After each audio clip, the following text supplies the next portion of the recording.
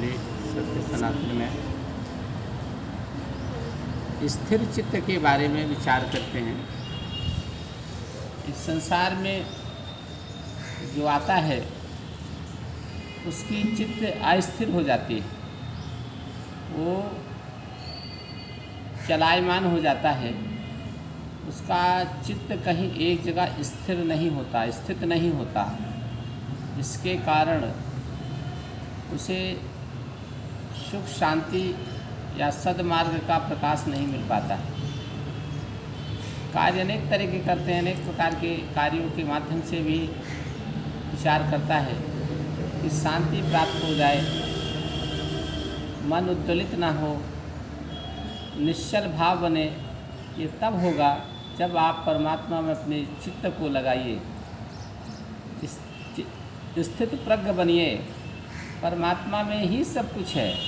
ये जो कुछ आप समझ रहे हैं, जो कुछ देख रहे हैं, जो कुछ कर रहे हैं, यह तो यहाँ की लीला है, यहाँ का एक कार्य ही है। कर्म योनि है, हम मनुष्य का योनि कर्म योनि मान जाता है, कर्म करना पड़ता है, ये तो करना ही पड़ेगा। नहीं कर्म करेंगे तो आपका ये जो स्थूल शरीर, ये स्थूल शरीर नष्ट हो जाएगा। आपके पैर, आपके घुटने, आपके हाथ, आँखें सब खत्म हो जाएंगी, खराब हो जाएंगी। तो आपको इसको मजबूत करने के लिए करना पड़ेगा, क्योंकि स्थिर धारण किए हैं, शरीर धारण किए हैं। तो स्थिर चित्त लाने के लिए परमात्मा की असीम कृपा की आवश्यकता है, और असीम कृपा तब प्राप्त होगी जब आपके दिल एक बड़े उद्देश्य के लिए खड़ा होगा, परमात्मा को पाने के लिए बेचैन रहेगा, या समाज की सेवा करने के लिए उद्वेलित रहेगा, बिल्कुल बेचैन रहेगा अंदर से, या बड़ा काम करने के लिए, देश में नाम करने के लिए, देश में खेलने के लिए, देश में पढ़ाई के लिए, देश में कोई शोध करें, हम रिसर्च करें, इसके लिए जब आप देश में संगीत के लिए, देश में कथा के लिए, अब आप बेचैन रहिए अंदर से।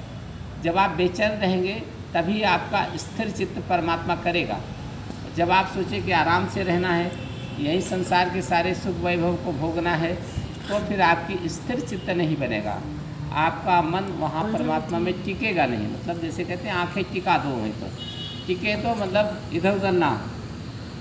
स्थिर चित्त होने के लिए आत्म अवलोकन की आवश्यकता है कि जो भी हम क्रियाकलाप सुबह से रात तक करते हैं, यह हमारे भविष्य के लिए बहुत उज्जवल नहीं है, वर्तमान के लिए तो है। खाना पीना, रहना, हंसी, ठीक है, सब ये करने के लिए सही है, लेकिन इसके उद्धार के लिए, इसके मोक्ष के लिए, इसके कल्याण के लिए, अस्थाई शांति के लिए, अस्थाई सुख के लिए ये नहीं हो सकता है।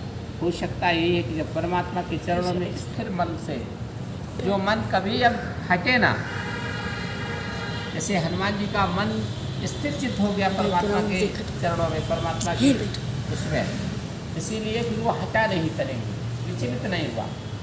इसी तरह शिष्य अपने गुरुओं के प्रति स्थिर चित्त करता है, कोई राष्ट्र के लिए करता है, कोई प्रकृति के लिए कर लेता है, उससे अपने को वंचित नहीं करता।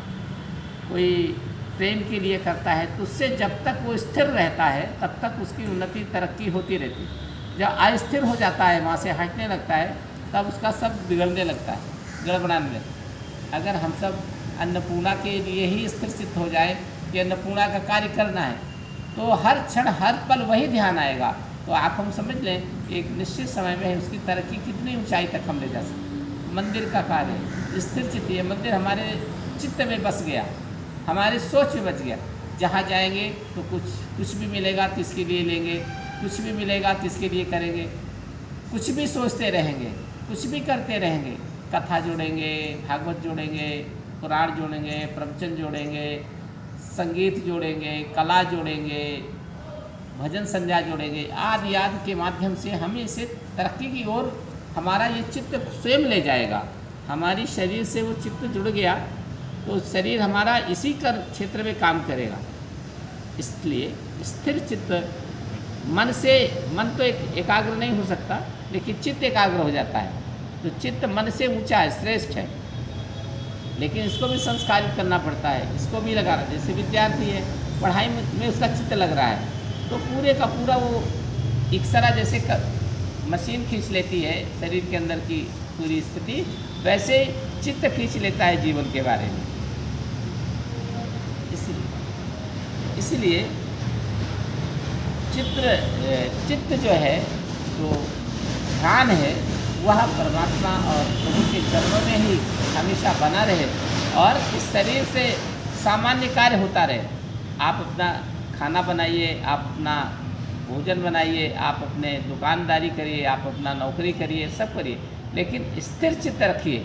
एक जगह सब काम करते समय एक चित्त में बनाइए। उसी के लिए हमको सोचना है, उसी के लिए खाना बना रहे हैं, उसी के लिए नौकरी कर रहे हैं, उसी के लिए हम कहीं जा रहे हैं, उसी के लिए कर रहे हैं, उसी के लिए भजन गा रहे हैं, उसी के लिए सब कुछ करें। तो धीरे धीरे वह शक्ति आपके अंदर प्रविष्ट हो जाएगी और आपका उत्कर्ष होगा, आपका यश बढ़ेगा, आपका नाम बढ़ेगा और आपकी समस्त समस्याएं स्वतः समाप्त हो जाएंगी। बस जय।